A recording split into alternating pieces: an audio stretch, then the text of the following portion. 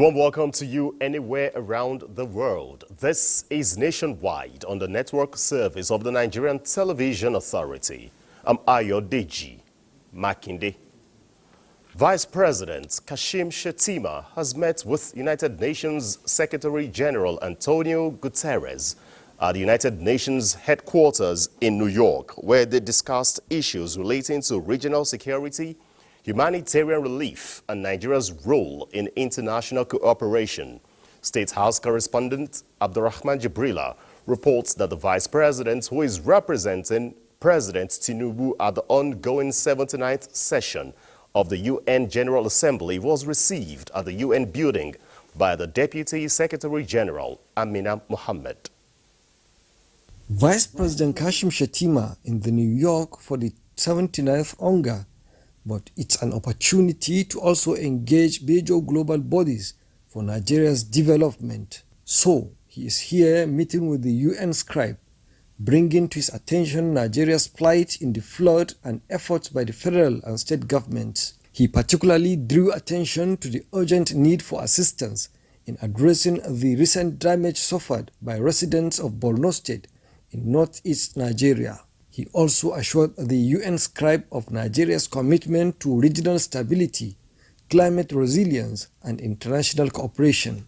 UN Secretary General Antonio Guterres empathized with Nigeria over the flood, pledging more support from the global body. In the meantime, Vice President Kashim Shettima engaged with the Commonwealth Secretary General Patricia Scotland, describing Commonwealth as a family that must be guarded jealously.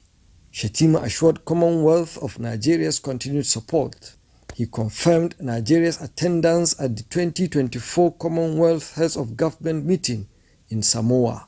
Patricia Scotland expressed gratitude for Nigeria's support, which she credited for facilitating her success at the Commonwealth. In New York, Abraham Jibrila, NTA News. Moving on to security, Permanent Secretary of the Ministry of Defense, Ibrahim Abubakar Kana, has assured that federal government would give priority to the welfare of troops, which would serve as a morale booster as the fight against insurgency heightens up. He gave this assurance at a press briefing preparatory for the 2025 Armed Forces Remembrance Day in Abuja. He also assured retired veterans that the ministry is doing everything possible within its powers to address some concerns raised by the veterans with regards to the Security Department allowance. Prioritize the welfare, training, and equipment needs of our troops to maintain the operational readiness and efficiency as we look forward to adopting a proactive approach to combating our security challenges by harnessing our intelligence resources and having stronger partnership with our West African neighbors in particular. The Armed Forces Remembrance Day celebration is organized annually to honor departed heroes and heroines who paid the supreme price for peace. It also serves to appreciate surviving veterans, serving personnel of the armed forces, as well as raise funds to support widows and dependents of fallen heroes and heroines. 9 students of the Federal University of Lafia are reported to have been abducted from their residence in Gandu, a community close to the main campus of the university. Bilkisu Guruku reports that the incident was alleged to have taken place Wednesday night. Gandu community is home to the take-off campus of the university. Because of its proximity to the main campus and inadequate accommodation, many of the students attend lecture at the main campus from there. When NTA News visited the scene of the incident, the compound housing the students was deserted as few that summoned the courage to grant interviews gave the direction where their schoolmates were taken. Like, we are just panicking and everybody was just feeling nervous. This is not the first time it's happening because, like, numerous times, they'll just call, like, numerous emergency that kidnappers in this area. They kidnap students, like student lodge, they enter and kidnap them. But actually some of them escape, right? They're worn out. As at the time of filing in the report, Authorities of the institution and the Nasarawa State Police Command could not be reached for comments. In Lafia, Bilkisu Umar Gurku, NTA News. In another development, the fight against crime in Osun State is intensifying as security agencies ramp up efforts to curb criminal activities.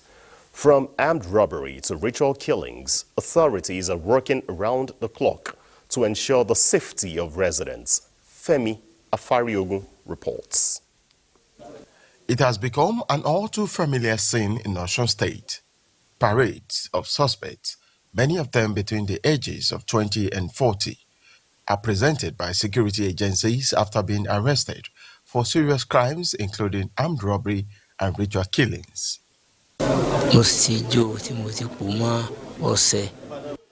He mentioned that he has killed more than 15 motorcyclists.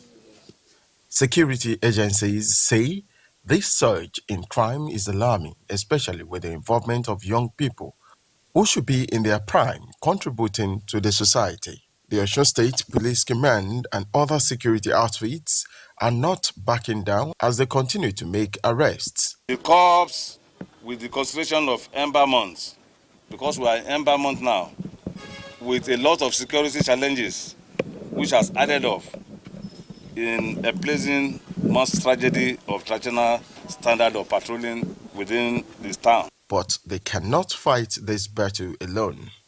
It is because of information that we are able to achieve all this. Because we are not spirit, we cannot be everywhere at all times. It is you that will give us information. Whenever you see any strange movement around you, or you see something that is not normal, please tell us on time.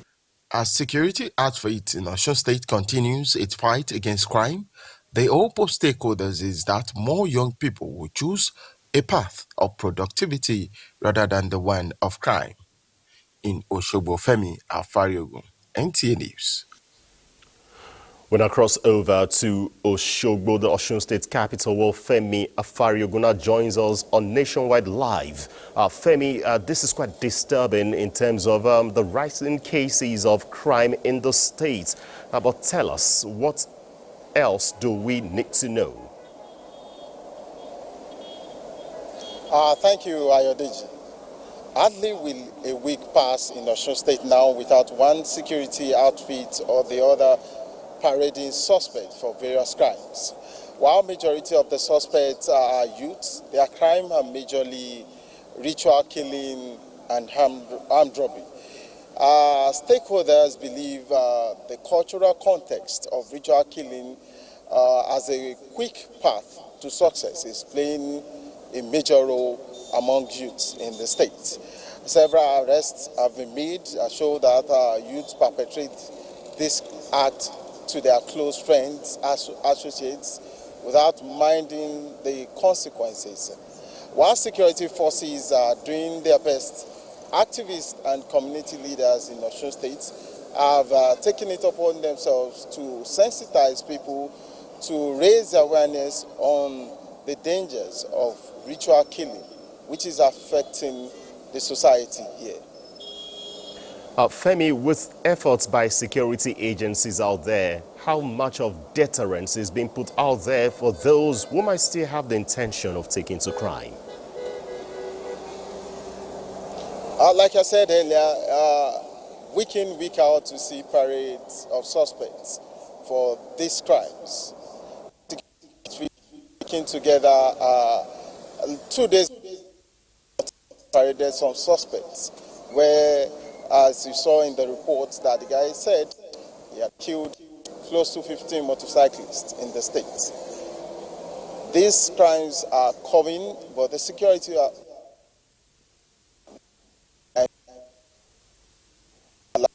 property state. Between them, the Amateku court, the arrest they made, they went to take them. Our sincere apologies out there for the cracking signal with Femi Afariogun in Osogbo. They're giving us an update on the situation with efforts to combat crime in the state. I was actually trying to give us an update on deterrence by the security forces to deter those who must have the intentions of taking to crime. But let's move on nationwide and tell you that the Southwest Senators Caucus has expressed delight over the passage of the Southwest Development Commission Establishment Bill in the Senate. In a statement, Secretary of the caucus, Senator Shuaib Afolabi Salisu, says members were happy that the bill, a collaborative effort of all the senators from the Southwest Zone, is yet another demonstration of a shared vision and commitment to advance and protect the interests of the zone within the context of a united, secure and prosperous Nigeria. The Southwest Development Commission would hopefully complement the development efforts in the 6 states in Southwest. The bill is yet to receive the concurrence of the House of Representatives to be ready for the presidential assent. The caucus thanks the leadership of the National Assembly, particularly the President of the Senate, Godswill Akpabio, and Speaker of the House of Representatives, Tajuddin Abbas, for their leadership and facilitation of the passage of the bill. Lagos is our first stop on Nationwide, and Jennifer will be our guide. Jennifer?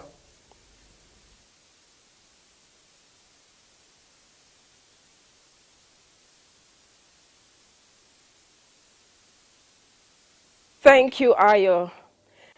Now, we'll start with tourism.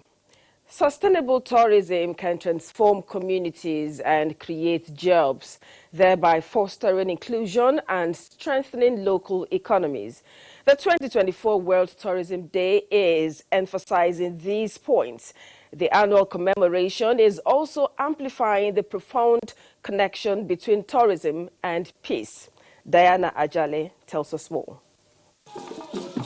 From the beautiful cities, rich and diverse cultural heritage, to unique tourism sites across the 6 geopolitical zones in Nigeria, depicting how blessed the country is. Experts say, if properly harnessed, the tourism sector will be a major contributor to economic growth and development. If we understand each other's culture, I think we would have more mutual respect for each other. So I think that's one thing, and our culture is something we can explore, we can exploit, to our overall advantage. And we need to learn how to tell the stories. Anything can have a story. For instance, on your street now, there may be the first house on your street or the biggest tree on your street. When you weave a story around it, then people will be interested in coming to find out, let me see that tree that she's talking about. Why tourism remains a vital tool in bridging gaps and building lasting connections among states and neighboring countries. Experts say valuing and preserving Nigeria's rich and diverse cultures, as well as natural heritage, are key to reducing tensions and nurturing peaceful coexistence. So the Nigerian story is being told and will be told even better tomorrow. These respondents believe beyond economic interdependency, tourism plays a crucial role in promoting international understanding, cultural exchange, and global peace. With the theme, Tourism and Peace, this year's World Tourism Day aims to bring together political office holders and policymakers to discuss and strategize on how tourism can be leveraged to promote peace and unity. Lagos, Diana Ajale, NTA News. Nigeria is definitely a tourist destination. Now to infrastructure. The federal government has expressed satisfaction with the level of progress achieved at the ongoing construction of the Lagos-Calabar Highway. Federal Controller Ministry of Works, Olukorode Kesha, gave the pass mark after touring the construction site. Lanric Bileyi has details. The regular monitoring of the 700-kilometer concrete construction site was not only to see to the level of work done, but to have a proactive mechanism in place that will mitigate any unforeseen challenges and also compare notes on the technical peculiarity of the road construction, which requires sand filling of swampy areas of the highway. The tour, which started at Amadu Bello Way in Victoria Island, went through Oniru, Marwa, and Elegushi. At Igbefo site towards Okwaja, where construction is yet to take place, precise alignment were rechecked. The progress of work is actually very encouraging. The contractor is trying, the contractor has capacity, and fund is not a problem. Well, due to the populated area that the highway is passing through, it slowed down the construction a bit around here, and also they encountered a lot of landfill with all kinds of dirt and all kinds of things, and this has to be evacuated before normal construction could happen. And the ministry are confident that this will be achieved in due course. In Lagos, Lanre Bileyi, NTA News. Now, those are the stories from Lagos. Now, Lagos Nationwide will continue in Maiduguri with Ladidi Musa after the break.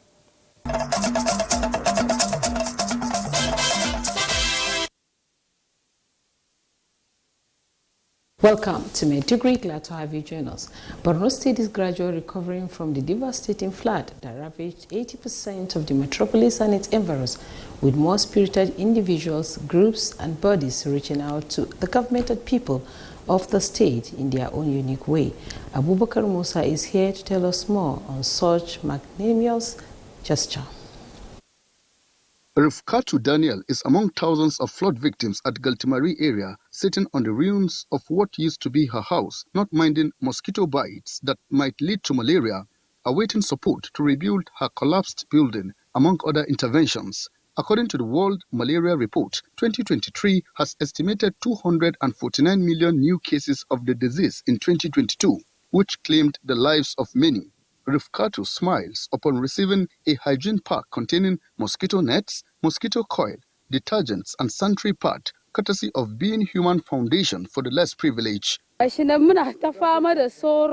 Kuma gashi na yana ta ba mu zazzabi gashi yanzu ya ruwa ta wani mamunguni ya kwanciya nan ba lafiya kuma gashi kuma kun zo kun tallafa mana da shi mun gode muku Allah ya muku albarka. The person behind this gesture is Khadija Kubrat Ibrahim, who commiserated with the flood victims, urging them to remain resilient and collectively support one another with the little they have to recover from the disaster.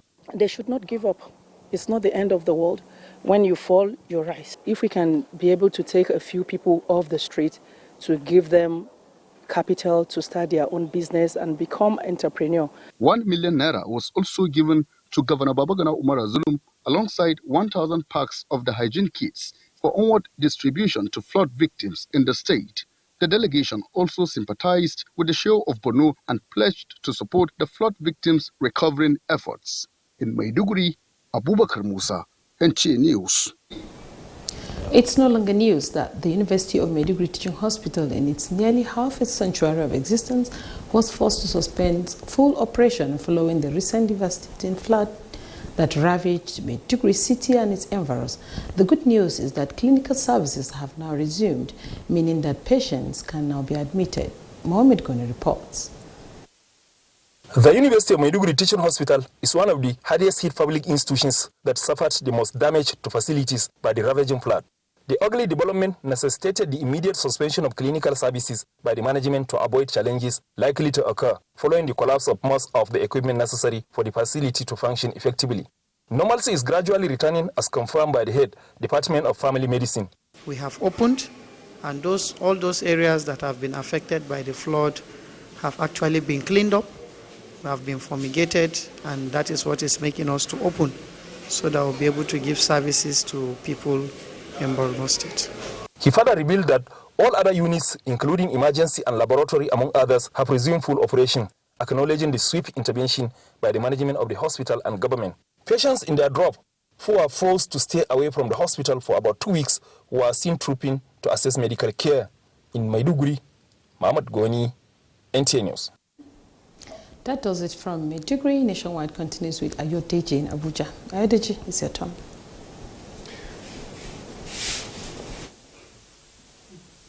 Thanks, Ladidina Maiduguri Network Center. Back here in Abuja, but still in Maiduguri, despite the recent ravaging flood that affected Borno State, the University of Maiduguri is safe and academic activities continue unabated. The management of the university stated this when it received the House of Representatives Committee on University Education on an oversight visit. National Assembly correspondent Muhammad Rabiu Ali, however, reports that the situation is not the same at the Nigeria Arabic language village. It is now 2 weeks after the devastation of the flood that submerged Maiduguri. Life is now picking up. On arrival, the committee pays a sympathy visit to Governor Zulum. Indeed, a lot of lives were lost, properties worth billions of naira were lost, and we also pray that may Allah replenish in abundance what was lost by the people of Borno State. I believe we shall also put heads together to see how we shall get funding, especially during the 2025 appropriation, so that the Arabic language village and then the University of Maiduguri will get support from the National Assembly. At the University of Maiduguri, the committee thanked God for saving the institution from the ravaging flood. Committee members proceeded to review the budget performance of the university. Going forward, we will not allow this kind of things to happen. We'll work with the bursary, and of course we'll be liaising with the Right Honorable to guide us properly so that next time we do our presentations we'll have everything in order. The situation at the Nigeria Arabic language village, Gamboringala, was different, with a lot of damage caused by the flood water. It's a horrific scene.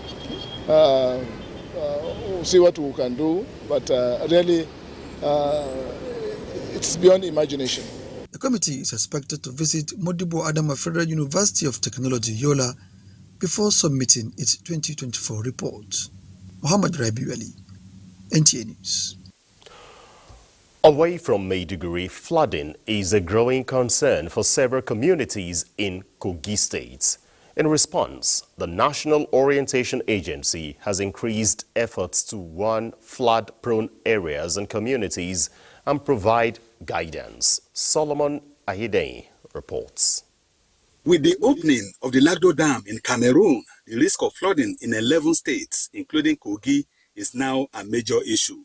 The NOA's Flood Sensitization and Evaluation Team is in Kogi State, visiting 9 local government areas to deliver a clear message: evacuate before the flood hits. The first stop was Edeha, a community already dealing with rising water levels. The Director General of NOAA, Lanre Onilu, represented by Nura Yusuf, Director, Planning, Research and Strategy, reminded the community of the 2022 floods, which took over 600 lives and destroyed 10,000 homes.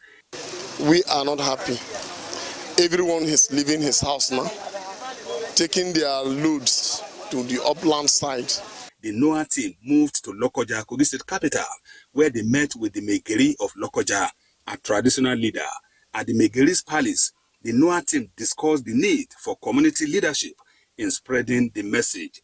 The team then visited Kwata Market, an area at risk of flooding. Traders were encouraged to move their goods and families to safer areas before the flood strikes. This thing has been kick-started in all the 11 states, and we keep on doing it until we make sure that everybody got the message. If it's for the waters, they are here already. So that's one of the measures that the state government has begun to put in place, sensitizing our people, and the IDP camps are also open already for them to move in. Similar concerns were raised in Ganaja, a Jaukuta local government area, where residents worried about relief efforts during past floods. In Lokoja, Solomon Ayedehi, NTA News. Outstanding revenues to the federal government in the oil and gas industry as of June this year have risen to more than $6.071 billion and 66.4 billion naira. This was disclosed at the National Stakeholders Working Group of the Nigeria Extractive Industries Transparency Initiative, NAITI, unveiling of the 2022-2023 Oil and Gas Industry Reports in Abuja. Bossede Abel Amosu reports. Please present this report to the public. The official unveiling of the 2022-2023 Oil and Gas Industry Report is coming at a time when the nation is intensifying reforms in the oil and gas sector. The report captures areas of revenue leakages while reflecting the need for improved compliance with regulatory frameworks and suggestions for increased transparency in the oil and gas sector. A further breakdown shows outstanding petroleum profit taxes, company income taxes, withholding taxes, and VAT due to the Federal Inland Revenue Service. Secretary to the Government of the Federation, George Akume, says the report provides valuable insights that will stimulate robust public debate and essentially improve governance in the management of natural resources. This period marks a defining moment in Nigeria's path towards reform, especially in light of the ongoing energy transition.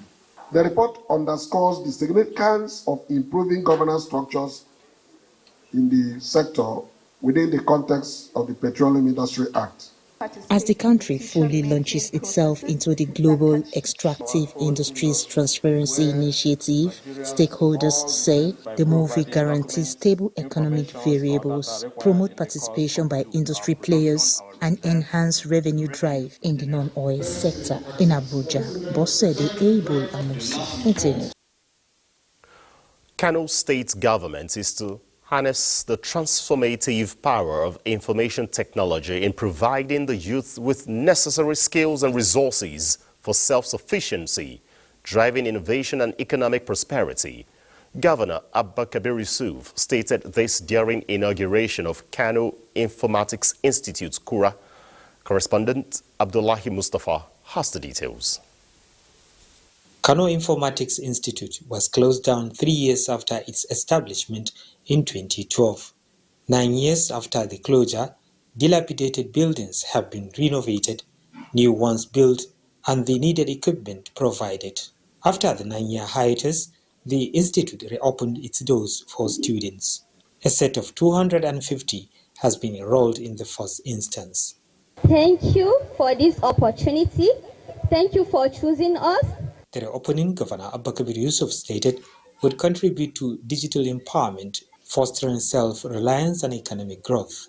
We are reigniting the flames of innovation, technology, and education in Kano State. It is expected that Kano Informatics Institute will become a hub for digital innovation and impact positively on the state's education sector. In Kano, Abdullahi Mustafa, NTA News. Sticking with Abdullahi in Kano on that report about the Informatic Institute, Abdullahi, this is coming with a huge breath of relief into this coming back for most of those residing in Kano. But how are they adapting themselves to this?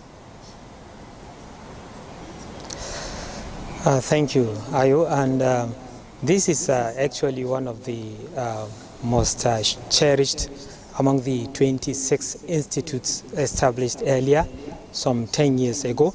And its reopening has indeed gladdened the hearts of many youth in Kano because of the prospects it holds. Because there are professional courses, especially on emerging technologies, XI, XU, and the rest, which are all in the pipeline. The training institute is undergoing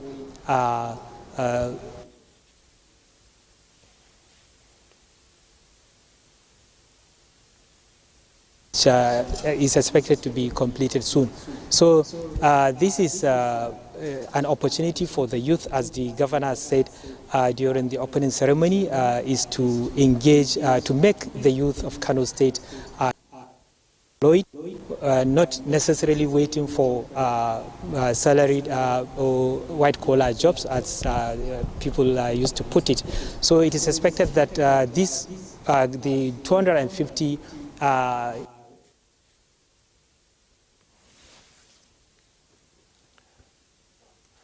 seem to be having some challenges, having a fluid conversation with Abdullahi in Kano concerning the Kano Informatics Center there, which is just reopened after some time of being neglected. But surely further details about that a restoration would come in subsequent bulletins of the NTA. Let's tell you that President Bola Ahmed Tinubu salutes David Oyedepo, founder of the Living Faith Church Worldwide and presiding Bishop of Faith Tabernacle, on his 70th birthday on Friday. In a tribute, President Tinubu rejoices with the entire body of Christ, members of the Winners' Chapel, home and abroad, and the family of the charismatic and visionary leader on the milestone which deserves all the recognition and honor. As Nigeria continues to prioritize access to quality education, the Universal Basic Education Commission says it remains dedicated to implementing reforms that will improve learning outcomes and create more effective education system, which is in line with UBEC, and it has organized a two-day workshop to boost the efficiency and productivity of its officers with focus on strategies to strengthen operational performance and incorporate innovative approaches in the education sector. This is also aligning with the renewed hope agenda. The implementation process include the regulation and coordination of the program implementation. In addition to this, the Commission also disburses the federal government UB intervention fund to states, set standards and monitors to ensure that these are maintained. And the federal government UBE fund is judiciously utilized in line with the extant guidelines. Correspondent Christiana Akonde reports that this initiative is expected to significantly enhance the capacity of UBEC's workforce nationwide. Seeking wisdom from experience was the agenda of the West African law students, WALSA, as they paid respect to one of theirs, a senior legal luminary, Dr. Siraji Yakubu, for his outstanding qualities and wealth of experience.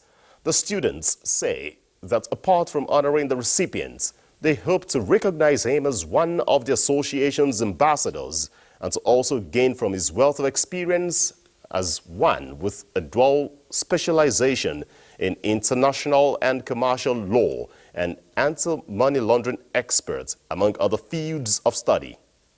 To come this afternoon to award you and pay a courtesy call and also learn from your wealth of knowledge. There has been a rejuvenation and a renewal of the mind of Nigerian youth. You have to also preach to yourselves and to the politicians the way you frown at the unconstitutional change of governments, democratic governments.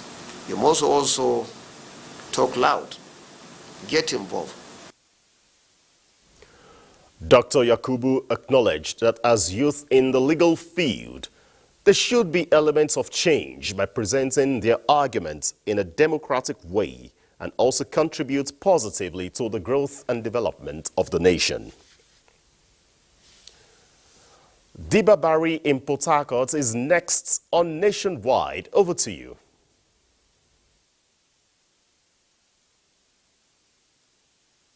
Hi and welcome to Port Harcourt. Governor Simlala Fubara has approved the employment of 2,000 medical personnel to strengthen healthcare delivery in the state. Governor Fubara, he announced this while addressing members of the Medical and Dental Council who visited him in Government House, Port Harcourt. Osinachi Samuel reports. Siminalaye Fubara, who received members of Medical and Dental Council in audience, says he remains committed to advancing healthcare delivery in the state, as evident in the payment of 3 years backlog of scholarship funds to medical students from the River State University on assumption of office. He maintained that healthcare, education, and agriculture remain veritable tools in actualizing sustainable economic development in the state, and no stone will be left unturned in strengthening the system. These students are students that belong to the families that voted for me. These students are the real core that will form the foundation of the future of River State medically. Anything that we need to do to make that university the center of excellence. We'll continue to do that. The governor also inaugurated a task force to drive the actualization of food sufficiency and warned against any form of sabotage. We'll be here to give you all the necessary support. Bring back Songhai. We want to see food sufficiency because we know once Songhai comes on board, there will be food, which is one of the problems we're having in this country. The Medical Council and the Task Force of Songhai Farm commended the governor for his efforts. With the return of Songhai Farm, Rivers people and the Niger Delta region at large have been assured of quality and affordable food. In Port Harcourt, Osinachi Samuel, NTA News. A joint sea exercise of the Nigerian Navy, codenamed Exercise Sea Guard 2024, is ongoing as the Nigerian Navy deploys its military platforms to confront criminal elements involved in oil bunkering and economic sabotage in the nation's maritime. Flag Officer Commanding Eastern Naval Command, Rear Admiral Sahid Akiwande, at the flag off of the exercise in Onne, Rivers State, says the target is to contribute to Nigeria's economic recovery. Kingsley Amaji reports. A key objective of this sea exercise is to help end crude oil theft, illegal oil bunkering, and other criminality in the nation's maritime domain. The Nigerian Navy is concerned about maritime security challenges, which is affecting economic activities and undermining the nation's economy. The Eastern Naval Command and the Central Naval Command would be synergizing to enhance sea patrol. The consequences of the prevailing insecurity have necessitated the Central Naval Command and the Eastern Naval Command to initiate this joint, coordinated, and decisive action aimed at denying criminals, economic saboteurs, freedom of action, thereby making the area of responsibility safe, secured for socio-economic activities to thrive. And of course, the 2024 annual Chief of Naval Staff Sea Inspection. This very exercise will also serve as a prelude for the naval authorities to reappraise the combat readiness of the various platforms. Ships and then personnel, will be geared up for immediate deployment wherever we have such a report or such a threat is being observed. So one of the objective of this exercise is to further, prepare our men, get the ships, ready in all respect, such that we can, at any time, be able to address this security concern of crude oil theft and illegal bunkering activities within our waters. The overall objective of this exercise is to ensure that the nation's critical assets are protected and also enhance the economic revenue for the federal government. I'm Kingsley Amajiri, NTA News. And that does it from Port Harcourt. It's back to Ayo for the rest of the news. Good evening.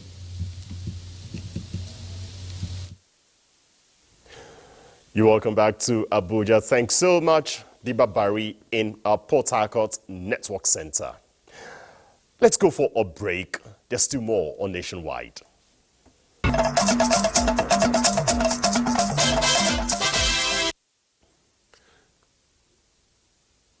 You're welcome back from that break. We're going to move on now on Nationwide and join our JOS Network Center. And Mary will give us the next set of reports.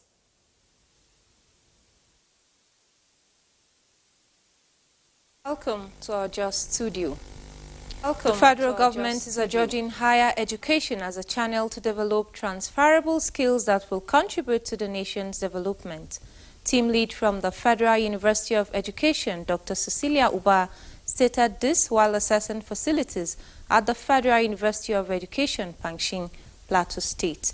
Ndayang and Debegiang has details.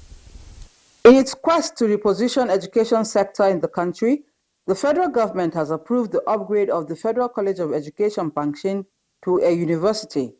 As a major step for its takeoff, a ministerial assessment team comprising officials of Federal Ministry of Education, National Universities Commission, and National Commission for Colleges of Education visited the institution for an on-the-spot assessment of facilities for effective transition from the current College of Education status to a university. We've seen the faculties there, we've seen the library.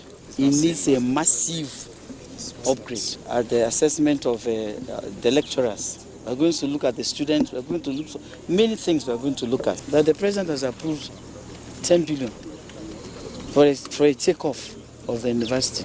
Changing Federal College of Education pension to Federal University of Education pension means empowerment, means development. Others who applauded the milestone achievements are Senator Dickett Plang, Speaker, Plateau State House of Assembly Gabriel Dewon, among others. Chairman, Joint Traditional Council of Chiefs and Emirs, represented, commended House of Reps member representing Pangshin Kanke Kanam, Yusuf Gaddi, for pursuing the project to its logical conclusion. Established in 1974, Federal College of Education Pangshin produces higher quality NCE and graduate teachers of international standard. In Jos, Indenyan and the Abuja, NTA News. The Federal Roads Maintenance Agency, FEMA, has embarked on maintenance of Chunk A roads within the North Central Zone, among them the deplorable portions of Jos Roads. Caleb Goching has an update. The story of this road has been told severally, with motorists lamenting over its poor state, calling on relevant authorities to do the needful. This call seems to have yielded some result, as the agency responsible has swung into action, with workers seen on site along the Kuru axis. It could be recalled that news filtered in recently about government's intention to dualize the Akwanga, Jos, Bauchi, Gombe, Maiduguri road, raising the hopes of citizens of a better road network. However, before the takeoff of this gigantic project, the need for maintenance has become imminent. We are trained in the maintenance of federal roads. Our roads don't go bad after repairs. So that I know everybody can attest to that. This is not a makeup. We are doing the work, and everyone is seeing it. These officers give the assurance that the work would be concluded in the next 2 weeks to enable motorists to enjoy a more smoother ride. Constant rainfall tend to affect our pace of activities. We are going to do everything humanly possible to make sure that the roads at all times are passable for motorists. The roads involved in this phase of maintenance are those stretching Jos, Maraban, Jamaa, Vom, Manchok, Ghana, Wuri, Kaduna Border Road, Jos, Jingri, Kaduna Border Road, and Haipang, Badkinladi, Panyam Road. In Jos, Caleb Gochin, NTA News. From Jos, Nationwide will still continue with Ayodeji Makinde in Abuja. Good evening. Thank you very much, Mary, in our Jos Network Center. Akwa Ibom State government has announced the passing of the wife of the governor of Akwa Ibom State, Mrs. Patience Umo-Eno, following an illness. A statement from the State Commissioner for Information, Ini Emamobong, indicates that further details will be provided by the family as necessary. Governor Umo-Eno appreciates all who are with the family at this time of grief and assures all the citizens that despite this huge personal loss, his commitment to the service of the state is unwavering. Also, President Bola Tinubu extends his heartfelt condolence to Governor Umo-Eno of Akwa Ibom State on the passing of his wife, Pastor Patience Umo-Eno. On behalf of the federal government, the president commiserates with the Eno family, the government and people of Akwa Ibom State. The president affirms that Patience Eno, as the wife to a visionary governor and an ordained gospel minister, embodied humility, resilience and loyalty. President Tinubu commits the grieving family, friends and relatives to the comfort of the eternal God, who is the source of life and holds the future of all creation in his hands. Similarly, the President of the Senate, Godswill Akpabio, commiserates with the Governor of Akwa Ibom State, Pastor Umoeno, over the death of his wife, Patience Umoeno. In a condolence message, Senator Akpabio expresses immense sadness by her death. He said the late Mrs. Patience Umoeno's kindness, compassion and commitment to the cause of Akwa Ibom people will be greatly missed, and prays to God to grant the Governor and the entire family the strength and courage to bear this irreparable loss. Nigeria's First Lady, Oluremi Tinubu, expresses deepest condolences to Akwa Ibom State Governor, Pastor Umoeno, his children and family on the passing of his wife and First Lady of the state, Patience Umoeno. As the coordinator of the Renewed Hope Initiative in Akwa Ibom State, the First Lady describes late Umoeno as a God-fearing and compassionate woman committed to her family, the people of Akwa Ibom, and our dear nation. The statement affirms that her kindness, humility, and dedication to her people would continue to inspire those whose lives she touched. Her demise would indeed be a painful one, while asking God to grant the Governor and his family the strength and comfort to bear this irreparable loss. Nigeria's First Lady Oluremi Tinubu prays that the gentle soul of the deceased rest peacefully in the bosom of the Lord. And that's nationwide. I'd like to thank you for watching. On behalf of the entire production crew, I'm Ayo Deji Makinde. This is the Nigerian Television Authority. Bye-bye.